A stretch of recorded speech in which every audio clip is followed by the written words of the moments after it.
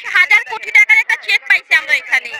সবাই মিলে আমরা টিম আসছি, আইসা ওনার গাড়ি ঘেরাও করে ফেলেছি। তারপরে উনি করেছে, এই দেখেন গাড়ির অবস্থা। উনি পালানোর অনেক চেষ্টা করছে, বাট পালাতে দেই নাই আমরা।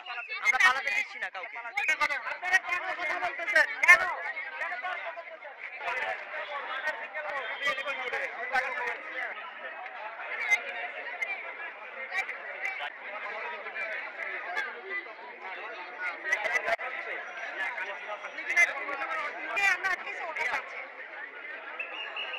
ওরা পড়েছে, আমি কি করবো?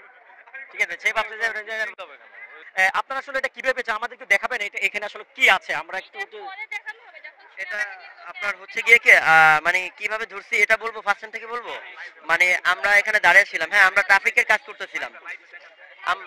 একটু খুলেন খুলেন খুলেন। চাবিটা হচ্ছে আমাদের গাড়িটা কি মেইন চেক হইছে?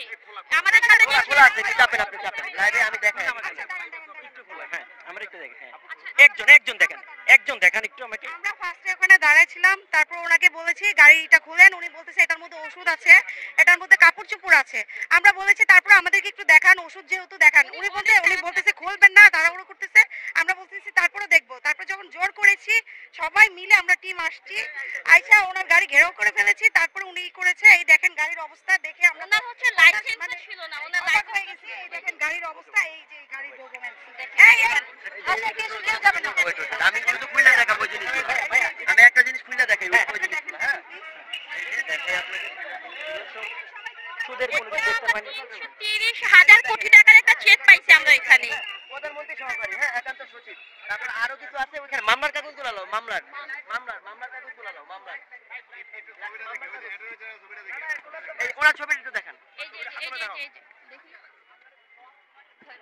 দেখি ওনার ছবিটা দেখান। আউটলুক বাইরেন এটা চলুন, এটা এইখানে হচ্ছে মানে যত যা পাইছি সব হচ্ছে অবৈধ সরকারি জিনিস। আর আমরা একটা টাকা 300,000 কোটি টাকার একটা চেক পাইছি, যে চেকটা হচ্ছে টাকা অ্যামাউন্ট তোলা হয়েছে শূন্য। এই যে দেখেন, আমরা ফার্স্টে হচ্ছে একটা পাই, এই যে এইটা আমরা ফার্স্টে পাই।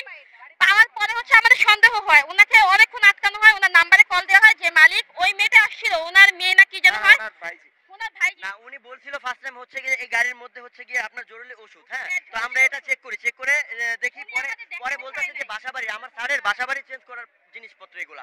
তারপর উনি চেক করতে দিচ্ছিল না, তারপর জোর জবরদস্তি করে এক কথা চেক করা হয়েছে। তারপর এই ডকুমেন্ট বের হয়ে উনি পালানোর অনেক চেষ্টা করছে, বাট পালাতে দেই নাই আমরা। আমরা পালাতে দিচ্ছি না কাউকে। তাহলে আপনি ফার্স্টে কেন বললেন না?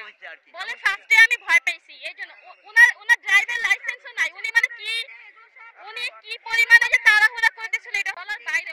হ্যাঁ এখন আমরা হচ্ছে গিয়ে আমরা এখন সেনাবাহিনী আসবে, আমরা তাদেরকে কল দিয়েছি, তারা আসবে, তাদের কাছে সবকিছু হস্তান্তর করা হবে আর কি। আমরা সেনাবাহিনী ছাড়া এটা আমরা কারোর কাছে দিচ্ছি না, আমরা তাদের কাছেই দিব। আমরা এখন তাদের জন্য এখন অপেক্ষা করছি, তারা আসবে, তাদের কাছে এটা আমরা হস্তান্তর করবো আর কি।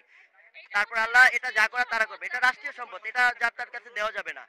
এটা হচ্ছে রাষ্ট্রের সম্পদ, সেনাবাহিনী আসবে, আমরা সেনাবাহিনীর হাতে এটা তুলে দিব, তারপর হচ্ছে এইখানে আমরা ছেড়ে দিব।